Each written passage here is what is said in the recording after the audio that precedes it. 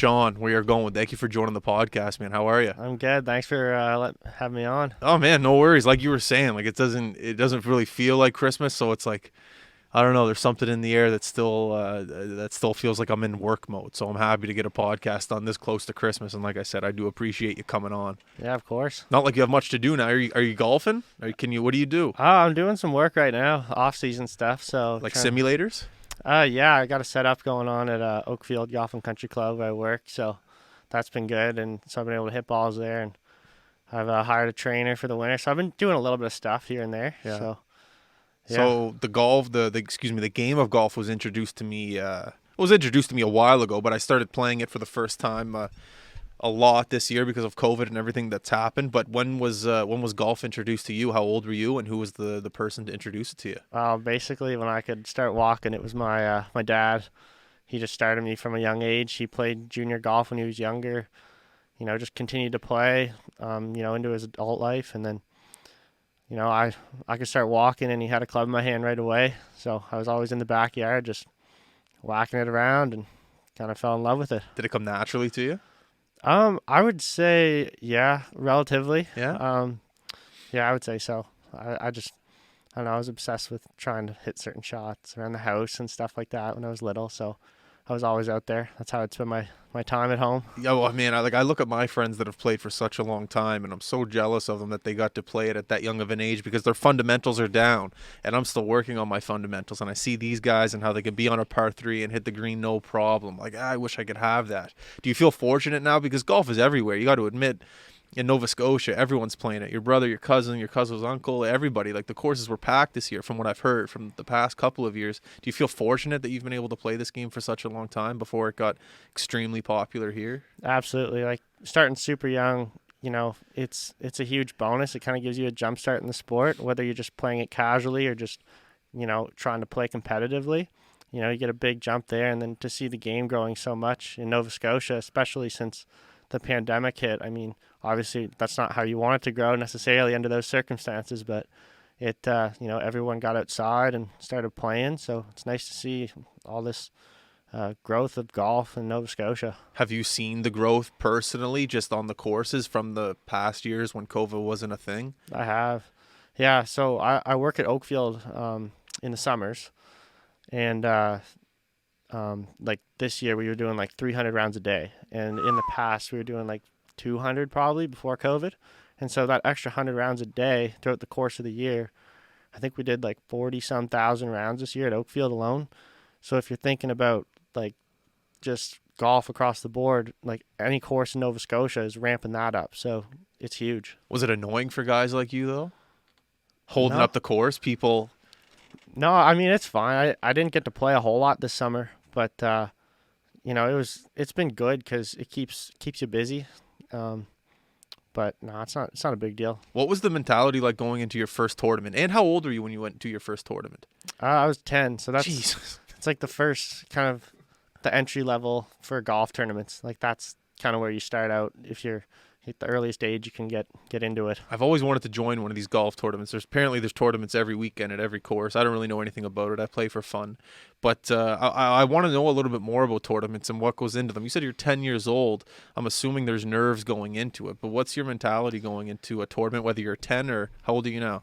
I'm 22. 22. So what's like a mentality going into a tournament? Is it nervousness or is it just have fun and see what happens? It's nerves, but also fun because you think about golf, you're trying to shoot the lowest score you possibly can. And, on a casual day, it's a lot easier. It's polar opposite in a tournament. So when you get up there on the first tee and you're teeing it up, it's a different environment, different mindset. You got to be ready to play. You got to be tough. And, a lot of people think, you just go out there and like any other day.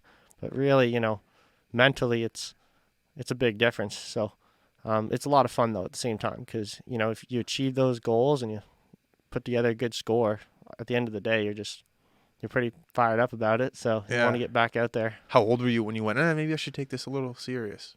Honestly, when I played that first tournament, I just When you were 10? I fell in love with competitive golf right out of the gates. And I was always like, oh, when's the next junior tournament? Like, I just want to be involved as much as I can. And being in Nova Scotia, having a short season, you get a big jump. And then to see the game growing so much in Nova Scotia, it's just, it's a different environment, different mindset. You got to be ready to play. You got to be tough. And, a lot of people think, you just go out there and like any other day. But really, mentally, it's a big difference. So it's a lot of fun, though, at the same time because, if you achieve those goals and you put together a good score, at the end of the day, you're pretty fired up about it. So you want to get back out there. How old were you when you went to your first tournament? you're thinking like, okay, I need to hop on every chance I get.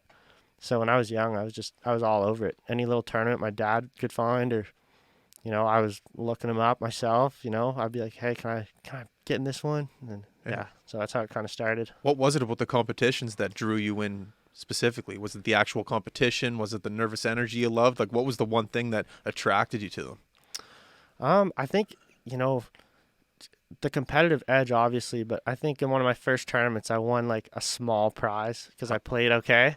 I was like, this is awesome. Like, I need to go back and do this again. And obviously, as you get older, you build up on that stuff. So you kind of, get that experience. So when you do it young, it kind of translates nicely when you get a little older. What element of the game came most naturally to you? I was always had a really good short game. I was a good putter when I Yeah? was young. You got a Scotty right now? I do have one. Do you? Yeah. Me too. I bought my first one this year. Nice. Yeah, yeah, Nice. yeah. Right on. Yeah. Yeah, no, it's a great putter. I've actually used the same kind of putter since I was 11 years old. No way. So I got a newer version about 5 years ago, but it's the same kind of build and model. It's like a blade putter, the Scotty Cameron Newport 2, it's called. That's what I have. Yeah, so I've used that for my whole life. So No. I don't have any other putters. Isn't that what Tiger uses? That's pretty. It is Tiger's like layout. It looks like. I know Tiger has one of one, but whenever I see it on TV, it looks very similar to the putter I have. Yeah, he does. He has like it's a similar idea as like custom Scotty Newport 2, whatever you want to call it. It's Yeah. like the most famous putter in golf. Is it? Worth like an insane amount of money, probably. Man, like the amount of golf knowledge that I've learned over these past couple of years, not even just the history of golf. Like the PGA YouTube channel, PGA Tour YouTube channel is unbelievable how they have those mini movies, and I'm going back and just looking at the history of tournaments that have happened and close finals. It's been such obviously it's been a shitty year, but it's been a year to kind of research and look at some new hobbies, and golf was mine. And I love just looking at the past of golf and seeing who some of these golfers were back in the day who shaped the game, Tiger obviously being one, but there's a couple others, and I don't know, there's something about the game I just love. Still trying to figure it out though. Yeah, yeah, no, there's lots of stuff lots of knowledge that you can take in, especially as, being new to the game. I mean, man, keep going for it. It's awesome.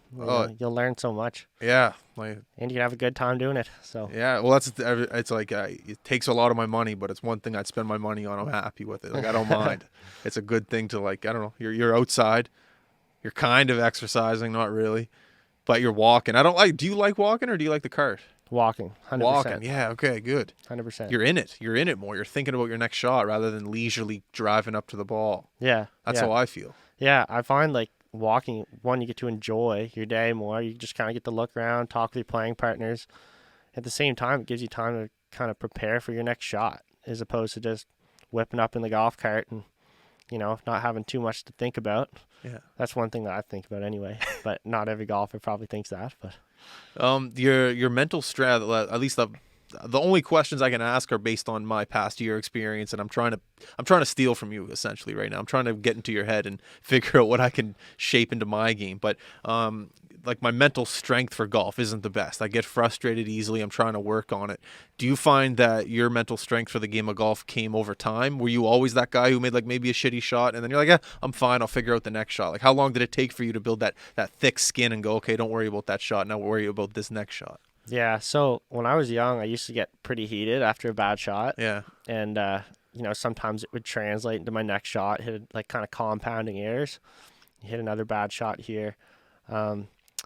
But I was always tough in that, getting angry when I was younger would almost help me. Like, I need to make this putt to, like, make it up. You know what I mean? To save it. Yeah. Save par, save whatever. Now, like, growing up, I've kind of found a way to tame that. And so now I'm more, if I hit a bad shot, I'll be like, yeah, you're not happy about it, but, you're better off at kind of handling yourself and knowing that you can redeem yourself on the next shot. So that's kind of the big thing I would say is it only takes one shot to get back into it. So there's no sort of, it's not necessary to get mad per se. It happens. Everyone gets emotional in sports, but, you always have a way to bring it back and kind of salvage after a bad shot.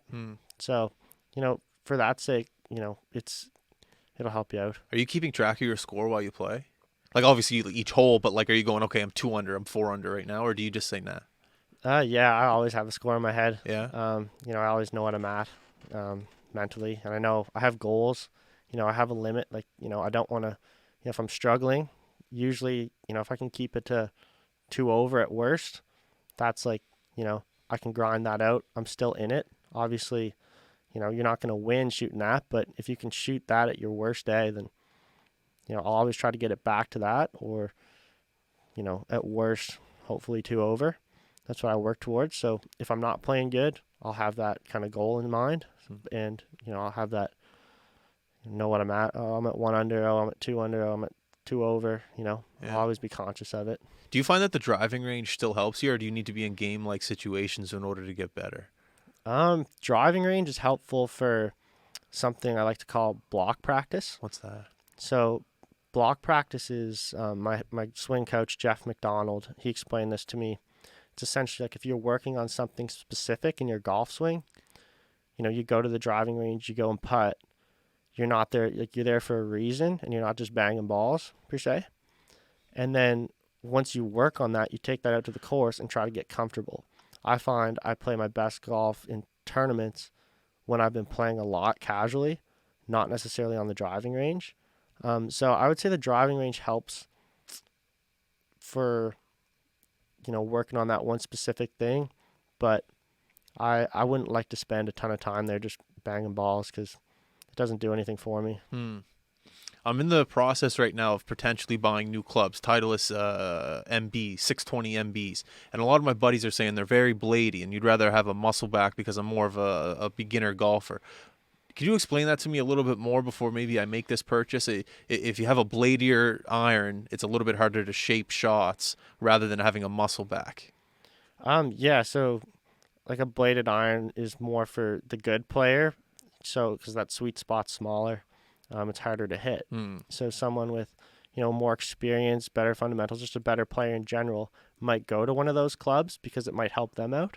But for a beginner golfer, you want to have more of a like you said, like a muscle or cavity on the back of your club, a little thicker, gives you a little more sweet spot per se. So a mishit will turn out better for you than per se using a blade iron. What do you mean by a mishit? Sorry.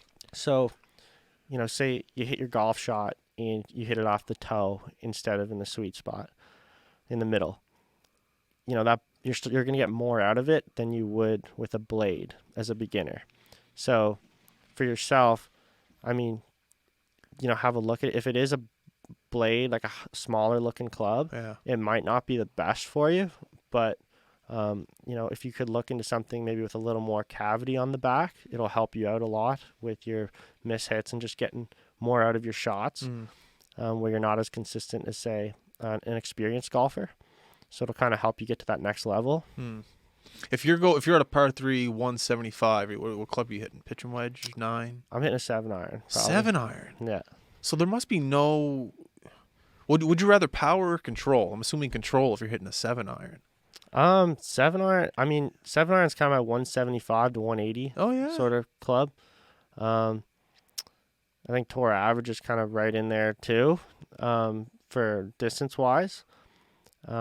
I mean, obviously it depends on other factors, but no wind and it's flat. I'm hitting a 7-iron from 175. And are you more worried, like I said, about because if I'm at a par 3 150, I'm probably gonna hit a pitching wedge, but I'm hitting the hell out of it, and that's I think my problem because it can veer right, it could veer left, it could go dead center, but not as much as I'd like it to.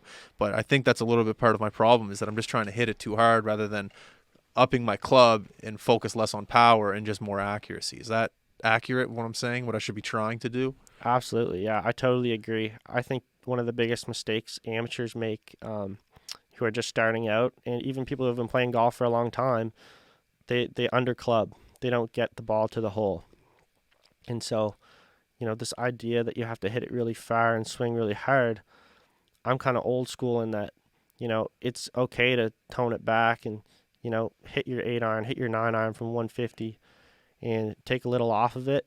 Give yourself a smoother swing. It'll probably help out your misses as well, And when I say misses, your bad shots won't be as bad as swinging for the fences, essentially. Okay, interesting. Yeah. And then if you're on the fringe trying to get onto the green and you can't putt, Are you using a 60, like a 54, a 50? Like, what's your approach? Because when I first started, it was all style. Like, let's get a 60, let's flop it up, get it there. My thought process was, okay, I just whenever I'm on the fringe and I'm not able to putt and I want to chip, I just want to pick one club and worry about that one club and use it for every situation because at least I know the height it's going to go, I know the distance it's going to go, and I was using my 60, and then there's times where you miss your 60 and then you flop it, it goes way too far. So right now, or at least before the winter started, I was picking one club, which I actually chose on my 54, and my 54 up until, I don't know, whenever I stopped playing golf because of the winter is the club I used around the fringe just to try to figure out, I guess, the height of it, the length of it, and my speed, the weight of it. I'm just trying to figure it out every which way. Do you agree with that process, or should I get more comfortable with all my clubs in the bag, or my wedges, excuse me? I would say, try to get comfortable with a variety of different clubs. Yeah. Like go through all your wedges and even like a 9 iron or an 8 iron. Okay. Um, And a bump and run. yeah, like a bump and run per se. If you're on the fringe, and you got 30, 40 feet plus a green to work with, there's nothing wrong with taking out, your pitching wedge or your 9 iron or your 50-degree wedge, Yeah. something with a little less loft, and just get it low and get it rolling. The longer the ball's in the air, the more room there is for air. Okay. So, if you can get that ball, keep a little lower. Yeah. Obviously, there's going to be a time where you don't have much green to work with, and you got to get that ball up in the air. So then that ball can stop a little quicker, where you'll take your flop, take your flop shot out, whatever you want to call it. Okay. So I would kind of, work on a variety of those different clubs. Try to get comfortable with everything. Okay, good to know. Yeah. What was it like playing for Team Nova Scotia at the Canada Games? It was awesome. Yeah? It was one of the coolest experiences ever. You fly into Winnipeg on a charter plane with all these different athletes. Stay humble. It's pretty cool. Pretty fortunate. We got the canoe kayak team from Nova Scotia sitting with us, and the volleyball team, and we're all just hanging out, and you get to meet new athletes and you get to watch them play, and all while you're competing as well. So it was really neat. Winnipeg, I'd never been there before. We got to stay at the University of Manitoba. That's it. They had buses busing the athletes all around the city. It was really cool. What's it like? Awesome. What's it like playing on a team atmosphere for golf? It's different. For me, that was the first time I've really played on a bigger team stage for golf. Yeah. Obviously the Canada Games is, kind of something that a lot of kids look forward to or try to make. And I was fortunate enough to be on that team, and, you get to hang out with, these other players from Nova Scotia that you pretty well for the most part because you've played with them or against them. But now you just kind of come together and try to, work as a team for the week. And when you go out and play, that, hey, I just have to worry about myself because golf is an individual sport. But if we all worry about what we have to do at the end of the day, we're going to come out with a good team score. So that's kind of how the team part went. And we got to hang out all week in Winnipeg. It was great. I loved it. Wow. How many guys are on the team? There was only 3. So it was a smaller sort of team environment. So you were the top 3 best golfer in Nova Scotia at that year. So we did the qualifiers for it over the course of 2 years. There was 5 tournaments, and I was up there. So I was fortunate enough to get on that team, and it was pretty cool. Wow. Yeah. At this point, were you committed to Georgia? I was committed to coastal Georgia, which is in southeast Georgia. So how old were you when you committed there? I was 16, 17. Oh yeah. That's on par, no pun intended, but that's when you commit at that age. I think I want to say I was a junior in high school or third year in high school or grade 11, something like that. Yeah. So what made you want to commit to go play golf down there? Yeah, so it's always been a dream of mine to go play golf down, in college down south. I had some buddies do it before that were a little older than me, guys that I looked up to, like Ali Tidcombe and Miles Creighton. They're both from Nova Scotia. And so I was like, man, I really want to do this. This would be cool. I get to go get my education and play competitive golf for 4 years. Oh, man, it's the dream. Yeah, it was really cool. And the whole transition was awesome as well because Canada Games, the week of the Canada Games is the week before my first week of school.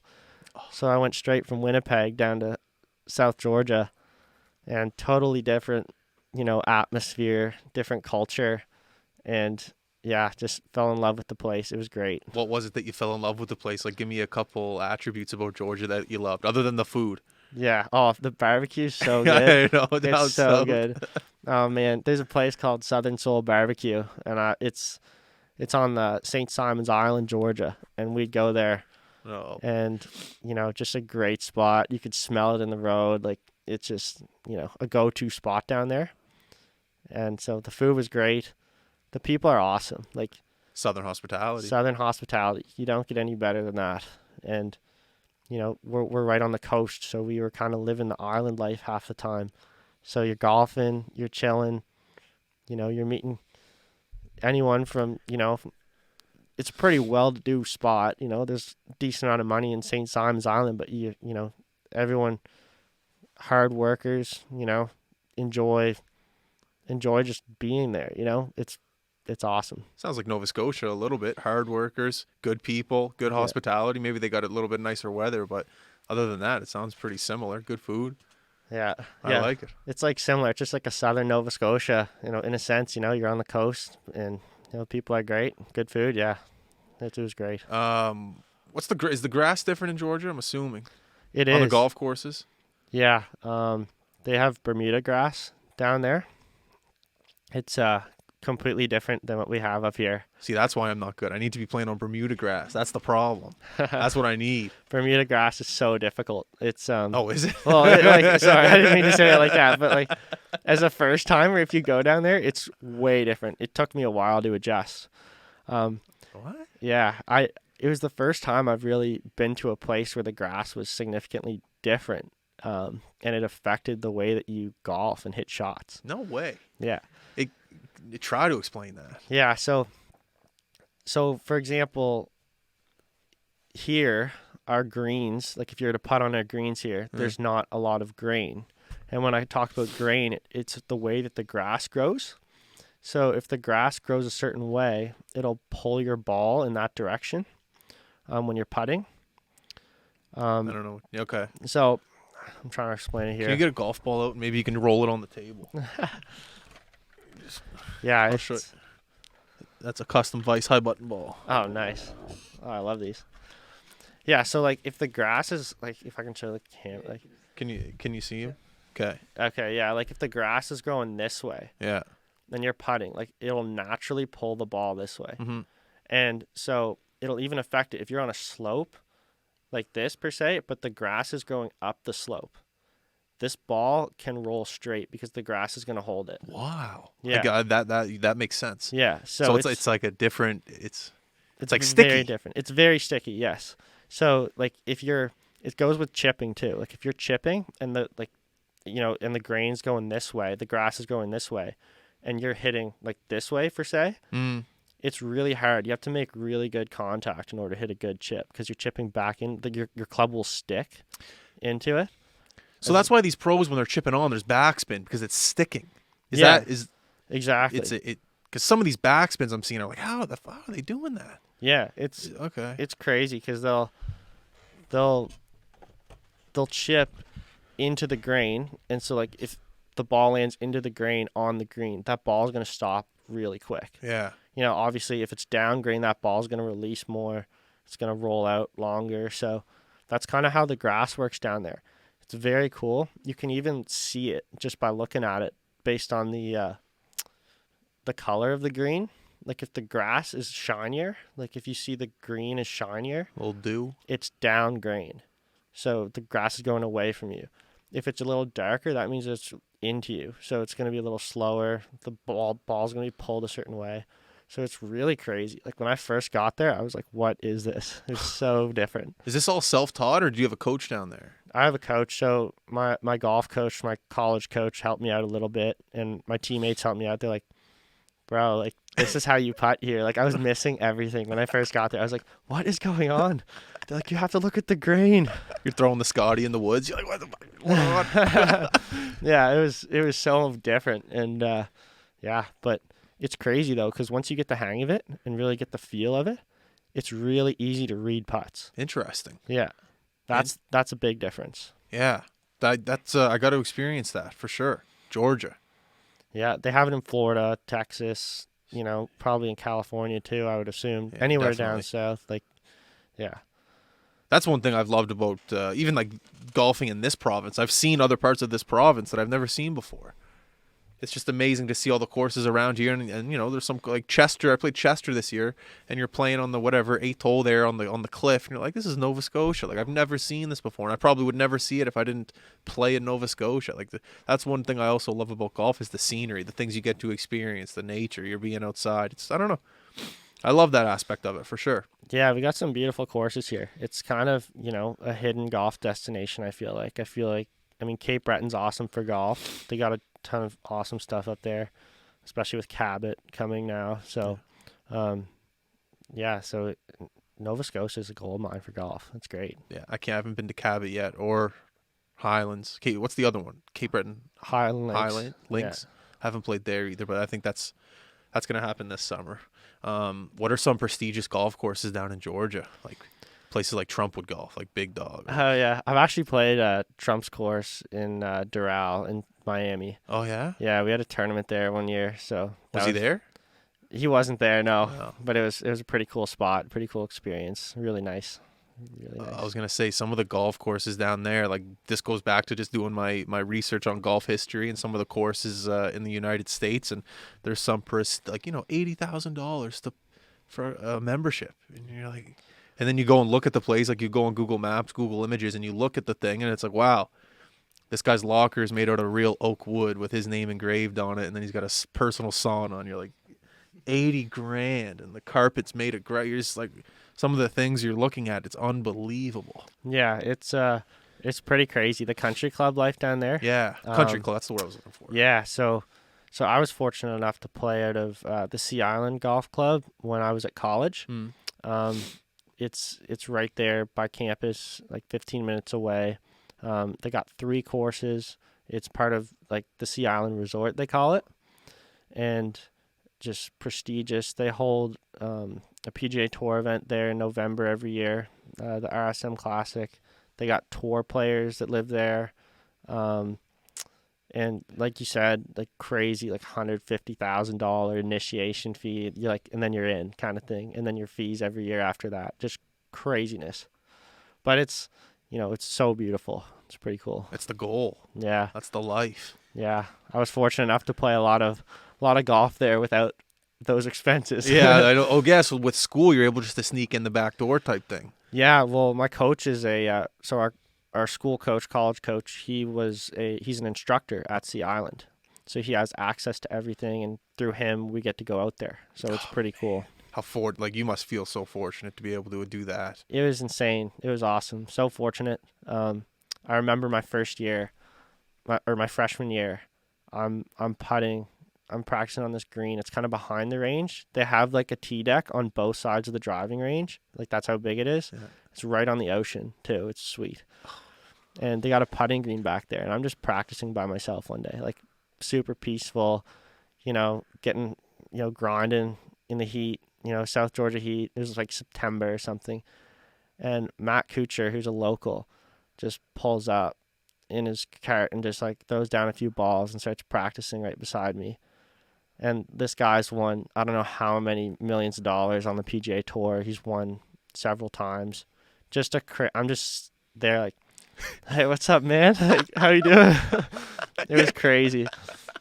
You're like, I paid my fee. I'm supposed to be here. Don't worry. I put my $150,000 in. Don't worry.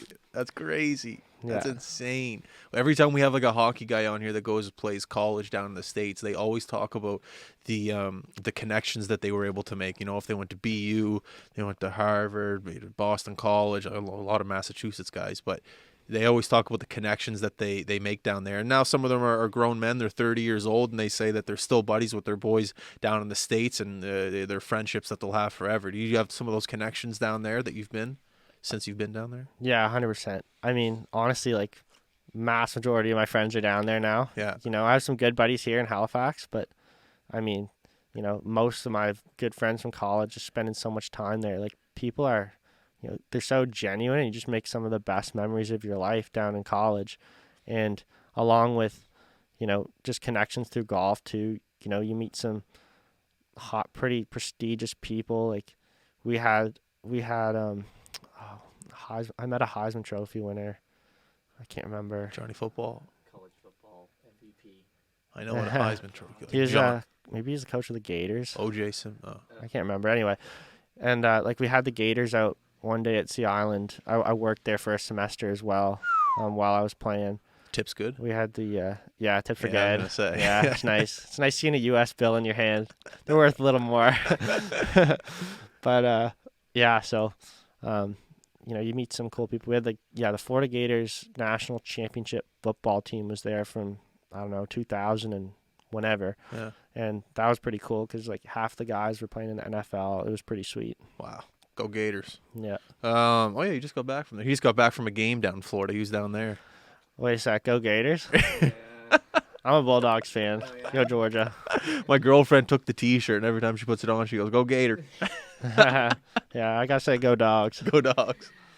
No man, that's sick. That's that's an amazing experience to be able to play down there in the Bermuda grass, get to see some prestigious courses, and be down in the States and make some great connections. That's the dream, man. Yeah, it was great. So what out of those? How many years were you down there? 4? 4. What are some of like the valuable lessons that you've learned down there? Not just as a golf player, but just as a person, and you've brought back, I guess, here to Nova Scotia. You are living here right now, technically? Yeah. I guess everyone is. It's tough to leave. Yeah. But what were some of the values that you've learned down there? Like I said, not just a golfer, but as a human, a student, whatever, and brought back here.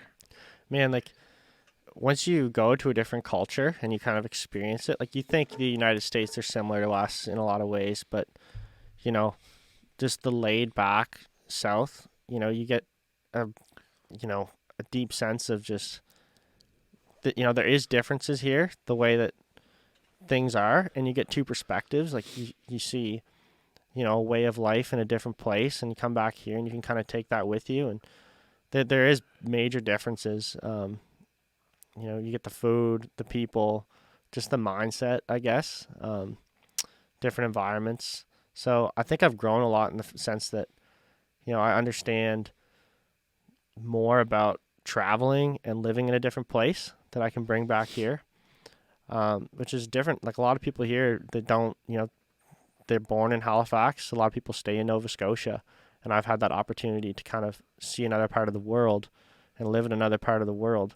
So that's been probably the biggest thing for me, is just, communicating with different people down south and being able to kind of take some of that knowledge up here. I remember I played golf this past summer with Brad Kern, who also went down to the States to play. Did I get the Kern? Yeah. Yeah, and we walked onto the course, and we go to a golf course. There's people just hanging around the golf club or waiting to tee off, and the amount there were so many people that went up to him and were trying to talk to him, and this guy was a rock star. It looked like I remember his cart wouldn't work, and the owner of the club went and got his own personal cart to give to him. And I couldn't believe the amount of popularity he had before we even teed off, and the kids were talking to him and all that. And the question is, if you leave to go play somewhere else and play golf and you come back here, it seemed like from when I was watching Brad that you've picked up maybe a little bit of knowledge that maybe you wouldn't learn here. You have to go away in order to gain. Do you feel that, not responsibility, but do you feel that energy when you go to clubs that, okay, this guy, he's gone somewhere, he's traveled, he's seen the real deal? Do you find that there's a little bit of responsibility, a bit of knowledge that you have that other people are looking to gain, especially like me right now, just trying to pick your brain on little things like that?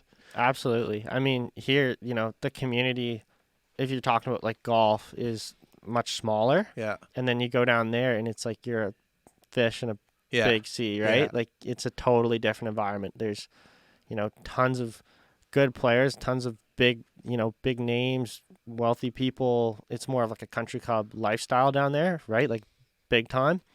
And so when you come back here, I feel like we're more of like a close-knit golf community in the sense that everyone knows each other.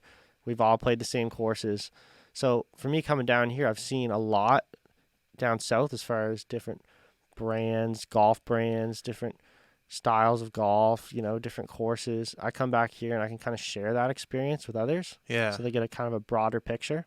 I have a lot of friends and members at Oakfield that are like, oh, I'd love to go down and check out Sea Island sometime and, get that experience. I'm like 100% worth it. Yeah.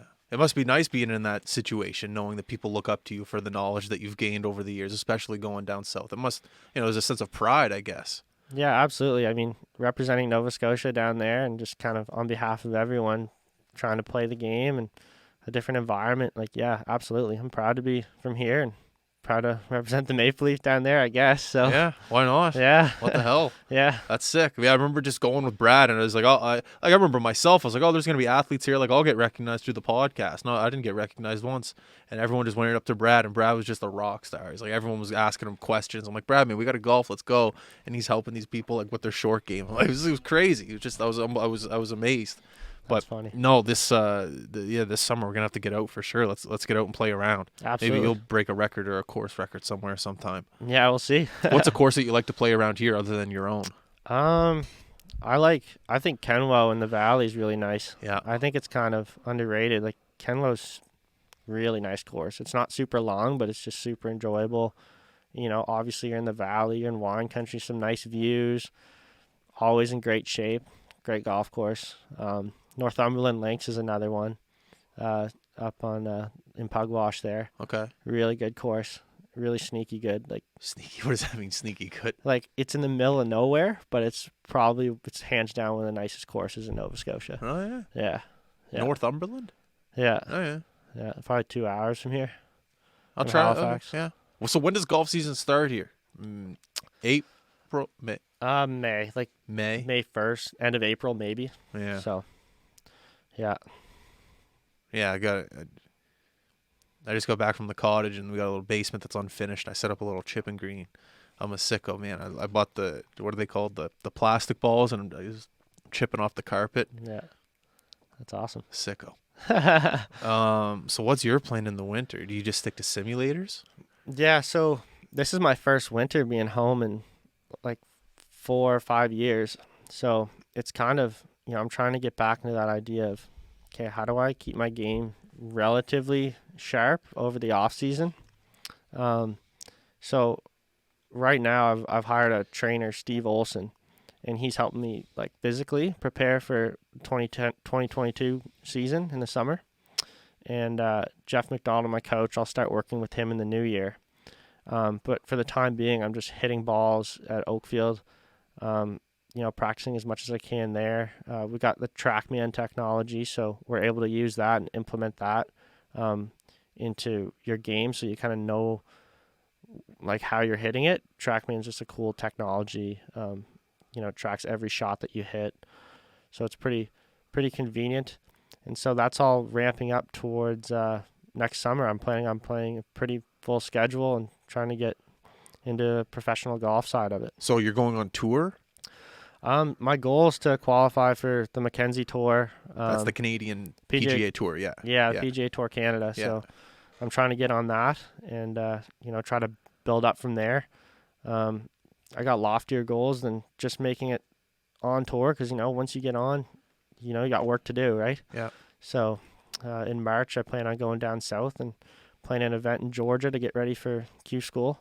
Wow. So, yeah. How many guys are accepted on the Mackenzie Tour? I think there's 144. There's 144 spots every week, like in the field. Every week? So you could be knocked out one week. You could make it one week. Well, I think there's 100. I'm not exactly sure the exact number of it. But you do well enough in Q School qualifying, and you get onto the tour, and there's 144 guys playing against each other every week for a win. So it's crazy. Yeah. What's the difference between someone that's like on the cusp of trying to make it to tour? Like you look at let's go like the best of the best, like best of the best. What's the difference between like yourself who are trying to get in and the guys who are just absolutely unbelievable in terms of practice, repetition? Like what's the difference, like the overall difference you think? I would just say, it's only a couple shots here or there, Yeah. but mostly on the greens and around the greens. Like you see a lot of guys, they miss their PGA Tour card and, they miss like 2 8-footers on the back nine. Like they make one of them, they get in kind of thing. So it's such a small margin. Obviously, like the PGA Tour Canada is a feeder tour to the Corn Ferry Tour and then on to the PGA Tour. So it's like a first step, really quality golf. But it's like, okay, if you can find your place here and earn your spot on the next level, then you're getting that much closer to, you know, The real deal. Like, the real yeah, deal. where you Yeah. can make some money. Yeah, exactly. So really, really trying to work towards that childhood dream. So, Well, who's your favorite pro golfer right now in the world? I really like him. I like Kevin Kisner. Do you know who Kevin Kisner is? No. So Should I look him up? yeah, he's just How do you spell Kisner? KISNER. K-I-S. Kevin Kisner. So he's probably like top 30 or 40 in the world, I would think. But he's an American and he's got a really tight golf game. He doesn't hit it super far, Oh, yeah. but he's just like a beauty. He's so funny, man. Is he? Yeah, like he'll grind, he'll win a tournament, and his big thing is like he'll say like it's no hobby kind of thing. Like this game isn't a hobby. So What does that mean? He's 41 in the world right now. yeah, okay. So like he'll win a tournament and be like, it ain't no hobby. It's I so get, funny. okay, Yeah. I get it. It ain't no hobby. Yeah, he's just like a Southern boy. South Carolina. Yeah, he's from South Carolina. Just he'll go home on his off weeks and he'll just like play around the golf with the boys and have a good time. So I don't know, just he's the way he handles himself and carries himself. I don't know. I just think he's awesome. Well, he has a bunch of sponsors on his T-shirt, so that means a bunch of companies must like his personality. Yeah. You know what I mean? Is that a whole other part of the side of the game that people really don't talk about, is getting brands to be able to sponsor you through this? Absolutely. Sponsors are huge, and I'm working on some of those. Working on getting kind of out there and getting some sponsors for this upcoming year. Plug yourself, man. Yeah, it goes a huge way because you need that support, right? Yeah. Especially when you're starting out. A lot of us, like we're college kids, fresh out of college. We're looking for support so we can chase this dream, right? So, any sort of sponsors, anywhere local, especially, we want to represent where we're from. Cool. So it's kind of, one of those things. I'm looking forward to hopefully acquiring a few sponsors and, really get that name out there. So, yeah. That's sick. Maybe we will once we start making. COVID's a tough time right now for every sports industry, but we'll see once things happen. We'll see if we can get our logo on your polo or your hat, something like that. Yeah, I'd love We'll to. try to make it Yeah, happen. that'd We'll be see awesome. what happens. How much Yeah. time are we at right now? 50 minutes. 15? 50. 50? Wow. What are you doing the rest of the day? 45 minutes? What am I doing the rest of the day? Probably wrapping some Christmas presents. I'm kind of late on it. Oh, all these young guys coming over. They Yeah. don't have any other gifts. They're going Yeah. to the mall today or yesterday. Yeah, I do. I need to get a workout in this afternoon too. Where are you going? Good Life? No, I'll do it at home. But Oh, yeah. yeah, this week I was supposed to do it with my trainer Steve, but there was some sort of like exposure there with the whole COVID thing. So Oh, yeah, I heard about yeah, that. but Are you touching a club every day? I did the last 3 days. Have you But- touched one today? Not today. No, I usually touch them probably 3 or 4 times a week right now. Yeah. So But like even in your house, like are you putting in your house? You got carpet in the basement? What's your do you putt every day? yeah, I can putt in my room if Can I you want putt to. in your room? Yeah. You ever yeah. get sick of it? It's like sometimes, yeah. It's not the real deal. Like living here, it's hard sometimes to, really fall in love with hitting a million putts in your room every day when you want Yeah. to be outside on the real stuff. But Especially if it's not Bermuda grass, you're putting on your carpet. Like, did that Yeah. really go in? I don't know. yeah, exactly. So Tough to be accurate with it. Do you have a huge itch when May rolls around, just to get going? 100%. Yeah. You got to like prove to yourself that everything I've worked for this past couple of months in the winter like is paying off. Yeah, I can't wait for the spring. Like the spring, I'm like right now I'm ready to I don't want to say I'm ready to compete quite yet, but I'm I'm hungry for it. Like Yeah. especially, this is like the last 4 years I've been down south, so I've been competing all winter long. So this year, going back to kind of what it was like in junior golf, where you don't get to play golf at all for 6 months of the year, you try to make the most of it. You try to work on your fitness, and then hopefully come spring, you're just ready to go. I can't wait. Do you have buddies right now down in Georgia that are playing like today, like that you talk to? Yeah, yeah, yeah. I got a buddy next week, Jackson. He's going to the Patriot All American out in Phoenix, Arizona, which is like a big. It's like all the All Americans from college get like an invite, Yeah. like first or second team. So he had a good year last year, so he'll be playing in that. And I'm like, man, I wish I was down there doing that. Oh man, why can't you be down there? Just like the money thing? Right now, yeah, Yeah. yeah. I'm hoping, with a good season and maybe some sponsors and some help, I'll find myself back down there training Yeah. and playing some golf year round. So Have you been to a live PGA Tour event, like to see these pros up close and personal? yeah, so the RSM Classic that is hosted at Sea Island every year, I've been fortunate enough to kind of get in there and meet some of the players and watch them play and watch them compete. And, this year, I was actually down in Georgia in November, and I got to see the first 3 rounds of it. And I kind of went out there and just watched and observed. And What were some of the things you took from seeing them up close and personal? I think, one of the big things is they're so conditioned to compete. Their routines are so automatic. Like they get up there, their pre-shot routine, it's very quick and deliberate, but it's also a process that's very you can just see them. They're prepared to hit every shot. They don't like mentally. They're ready to go at the beginning of the shot. Like every shot tournament round, you can just see it. They're always prepared. They're very prepared for everything that they do. Interesting. Their process. Yeah. I guess before that, if you see them go take a shot, they've probably taken that shot 1,000 times before. So when they do it in front of you and they go, oh, they're prepared, it's probably just because they've done it so many times. Exactly. That's all they do. Exactly. Whenever we talk to, or we don't talk to anyone, but whenever I listen to a golfer talk about going on tour and they're getting interviewed, they say it's a grind, and they say all you're doing is it's just golf. You don't think about anything. I think who was it? He's Australian. He's kind of Asian. He just did a tour. He just did a tour of his house the other day on YouTube. Jason Day. Jason Day, yeah. And he was talking about going on tour and how he has like a tour bus and how sometimes his family's never with him and all he thinks about or all he does is just golf, golf, golf. He's always that's why I asked you, do you have a club in your hand every day? And the way he described his answer about the guy that asked him about golf going on tour, the grind, how you say, these guys are prepared, they're conditioned for it. It's almost reminding me about that answer, how, yeah, he's obsessed with golf. I wish I could explain the answer right now, but the way he said when he goes onto that tour bus and all he thinks about is golf when he's on that tour, going from course to course to course across America, he looked like a drug addict. Like he was not looked, but he sounded like one. Yeah. Like he's just golf, golf, golf, golf, golf, golf, shot, shot, shot, shot, shot. Yeah. It was insane. Yeah.